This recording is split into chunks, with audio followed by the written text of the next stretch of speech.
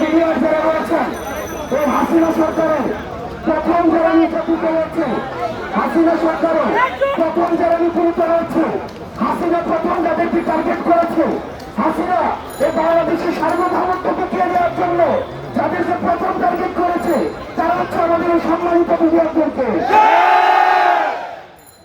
আপনারা দেখেছেন এই হাসিনা বাংলাদেশকে মুক্ত করে দিয়ে আমাদেরকে দুর্বল করে দেওয়ার জন্য, দেশের সার্বভৌমত্ব দুর্বল করে দেওয়ার জন্য সে প্রথমেই পরিকল্পিতভাবে বিদেশি শক্তির সহায়তায় এই বিডিআর হত্যাকাণ্ড সংঘটিত করেছে। দীর্ঘ 4 দশকের বেশি সময় ধরে এই বিডিআর হত্যাকাণ্ডকে বিডিআর বিদ্রোহ হিসাবে চালানো হয়েছে। আপনারা দেখেছেন এই 16 বছরে আমাদের এই বিডিআর ফ্যামিলির যে ভাইরা রয়েছে এই ভাইদেরকে সামাজিকভাবে নির্যাতিত হয়েছে, সামাজিকভাবে নির্যাতিত হয়েছে।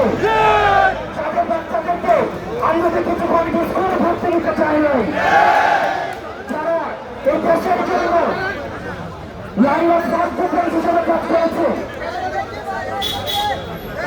আমরা সাংবাদিক ভাই যারা রয়েছেন আপনাদের কাছে সহযোগিতা কামনা করছি।